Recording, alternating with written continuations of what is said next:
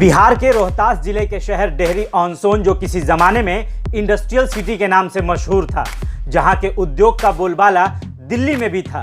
जी हां, हम उसी डेहरी के बारे में बात कर रहे हैं जो कभी चीनी मिल, कागज मिल, वनस्पति तेल मिल, सीमेंट फैक्ट्री, डालडा फैक्ट्री, रसायन और एस्बेस्टस उद्योग के लिए पूरे देश में मशहूर था। कुछ लोग इसे डालमिया नगर तो कुछ डेहरी के नाम से बुलाते हैं। आपको बता दें कि यह भारत के सबसे बड़े और सबसे पुराने औद्योगिक कस्बों में से एक रहा है। करीब 40 साल तक बिहार के उद्योग जगत का चिराग रहा डालमिया नगर समूह पिछले 25 सालों से अपनी खोई हुई रौनक वापस पाने के लिए तरस रहा है। 3 साल पहले यहाँ एक औद्योगिक परिसर का शिलान्यास भी किया गया, लेकिन बात उससे आगे न बढ़ सकी। चीनी, कागज, वनस्पति तेल, सीमेंट, रसायन और एस्बेस्टस उद्योग के लिए विख्यात डालमिया नगर समूह ने 40 साल तक इस क्षेत्र में रौनक बनाए रखी थी। लेकिन साल 1984 में डालमिया नगर समूह के नाम से मशहूर 240 एकड़ क्षेत्र में फैले रोहतास उद्योग पुंज समूह का चिराग जब बुझा तो बिहार के उद्योग जगत में अंधेरा छा गया। करीब 25 साल बंद रहने के बाद जब रोहतास उद्योग पुंज समूह के इस बंद पड़े कारखाने को रेलवे ने खरीदा तो लोगों में आशा का संचार तो हुआ था।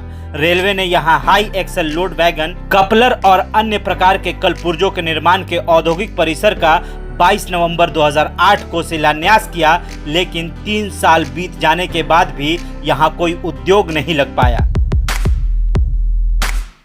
स्थानीय लोग बताते हैं कि उद्योगपति रामकृष्ण डालमिया ने यहां उद्योग लगाकर लोगों के जीवन में नई ऊर्जा का संचार किया था। राजधानी पटना से करीब 170 किलोमीटर दूर सोन नदी के किनारे बसे डेहरी ऑन सोन के लोगों के लिए शहर में उस समय सभी सुविधाएं उपलब्ध थीं जो एक विकसित टाउनशिप में हुआ करती हैं। डालमिया नगर के वासी यहाँ की सुख शांति और समृद्धि को लेकर फूले नहीं समाते थे। डालमिया नगर से रोहतास तक लोगों के आवागमन के लिए छोटी रेल लाइन सुविधा, कॉलेज, स्कूल आदि स्थापित हुए थे। नई दिल्ली हावड़ा रेल लाइन पर स्थित होने के कारण अंग्रेजों द्वारा विकसित इस क्षेत्र का काफी विकास हुआ था। मुगल सराय के बाद गया और हावड़ा रेल लाइन से जुड़े रहने के कारण औद्योगिक कच्चे माल और तैयार माल की ढुलाई के लिए एक अच्छा बुनियादी परिवहन ढांचा उपलब्ध था। सामान के परिवहन के लिए यह गार्ड कोर्ट लाइन पर पड़ता था। वहीं राष्ट्रीय राजमार्ग संख्या 2 या ग्रैंड ट्रंक रोड पर स्थित होने के कारण यह सड़क परिवहन मार्ग में भी अच्छी तरह जुड़ा हुआ था। कहा जाता है कि रामकृष्ण डालमिया से उत्तराधिकार में उस उद्योग की विरासत पाने वाली अशोक जैन कंपनी के इसकी देखभाल ठीक से नहीं कर पाने के कारण उद्योग समूह पहले बीमार हुआ और उसके बाद यहाँ काम करने वाले लोगों के सिर से एक मजबूत कंपनी का साया उठ गया। इस समूह में काम कर चुके लोग बताते हैं कि कंपनी को बाद में दृढ़ इरादों से नहीं चलाया गया, जिससे इसका आधुनिकीकरण नहीं हो पाया और लागत बढ़ गई, जिससे कंपनी का मुनाफा कम हो गया। बाद में कर्मचारियों को सही ढंग से वेतन भी नसीब होना मुहाल हो गया था। कभी एशिया की शान समझे जाने वाला यह समूह धीरे धीरे मकर जाल में फंसता चला गया। अब इसका परिसर विशाल मशीनों और कल पुर्जों के कबाड़ से भरा हुआ है। कई वर्षों तक अदालत में मुकदमेबाजी के कारण इस कारखाने के भविष्य पर दुर्भाग्य का ताला जड़ा रहा।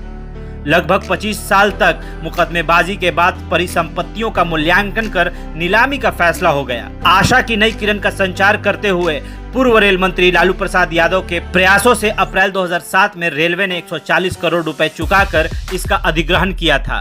इस फैक्ट्री में काम करने वाले लोगों ने यह भी बताया कि बंद पड़े कारखाना परिसर को खरीदने की बात कई लोगों को पची नहीं, फिर मुकदमेबाजी हुई। अंततः सुप्रीम कोर्ट ने डालमिया नगर परिसर के अधिग्रहण को वैध ठहराया। अब यह चर्चा है कि डालमिया नगर में खुलने वाले कारखाने के एक बड़े भाग को असम के जोरहट में स्थानांतरित कर दिया गया है।